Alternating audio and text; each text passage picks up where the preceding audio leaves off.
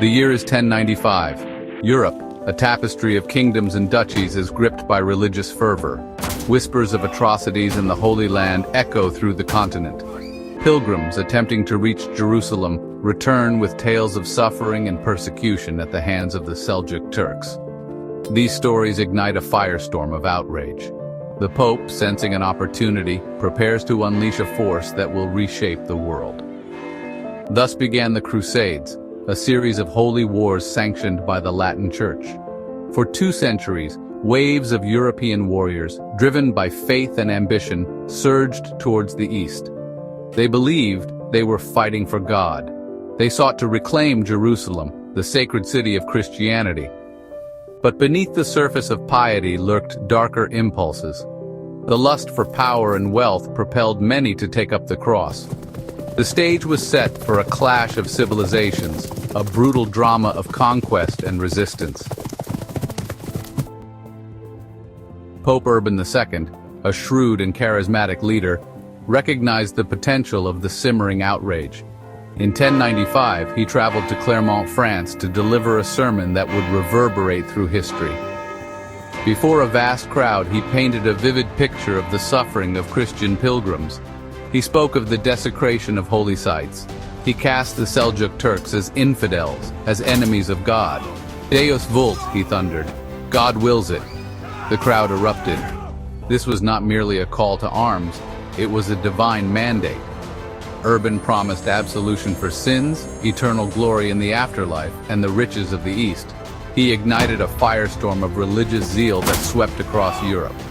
From kings to peasants, thousands heeded the call, sewing the red cross onto their tunics. Thus began the First Crusade, a desperate gamble fueled by faith and the promise of salvation. The First Crusade was a grueling odyssey. Tens of thousands of Europeans, from seasoned knights to commoners, embarked on the arduous journey east. They faced scorching deserts, treacherous mountains, and the constant threat of disease and starvation. Many perished along the way, their bones left to bleach under the unforgiving sun. Yet their faith spurred them onward.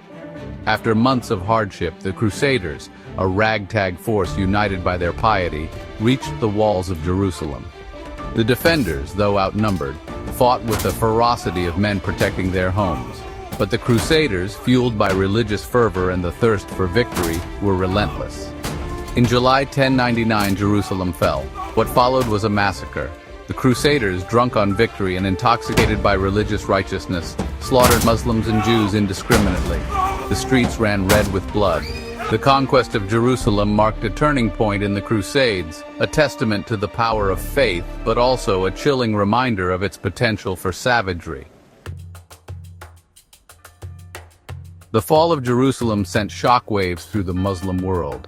It was a humiliation, a stain on the honor of Islam. From this crucible of defeat emerged a leader who would become a legend, Salah ad-Din Yusuf ibn Ayyub, known to history as Saladin. Saladin was a brilliant strategist and a charismatic leader. He united the fractured Muslim forces under his banner, forging them into a disciplined army. He understood the importance of unity and discipline in the face of the Crusader threat. Saladin, unlike his enemies, did not wage war for plunder or territory. He fought for a higher purpose, to defend Islam and reclaim Jerusalem for his people. He embodied the ideals of chivalry and honor, earning the respect of even his enemies. In 1187, Saladin's forces clashed with the Crusader army at the Battle of Hattin. Saladin, a master tactician, lured the Crusaders into a waterless plain. The Crusaders, exhausted and parched, were routed. Their defeat was catastrophic. Jerusalem once again fell to Saladin's forces. The news of Jerusalem's fall reached Europe like a death knell. It spurred the Third Crusade, led by the legendary King Richard I, known as Richard the Lionheart. Richard, a formidable warrior, landed in the Holy Land, determined to vanquish Saladin and reclaim Jerusalem. Their rivalry became the stuff of legend, a clash of titans that epitomized the drama and brutality of the Crusades. Richard and Saladin were both brilliant military commanders, both driven by faith and a sense of destiny. Their encounters, chronicled in countless poems and songs, were a testament to their courage and their military genius. Despite their rivalry, a grudging respect developed between the two leaders. They negotiated truces, exchanged gifts, and even shared meals. In the end, Richard was forced to concede defeat, but not before securing a treaty that allowed Christian pilgrims safe passage to Jerusalem. The Third Crusade marked the high watermark of the Crusader enterprise. Subsequent crusades, plagued by internal squabbles, poor leadership, and shifting alliances, achieved little lasting success. The Crusaders, once united by a common purpose, were increasingly driven by greed and political ambition. Betrayal became commonplace. The Fourth Crusade, intended to strike at the heart of the Muslim world in Egypt, was hijacked by Venetian merchants. They diverted the Crusaders to Constantinople, the wealthy capital of the Byzantine Empire, a fellow Christian city. In 1204, Constantinople fell to the Crusaders, an act of betrayal that shocked the Christian world. The sack of Constantinople was a turning point.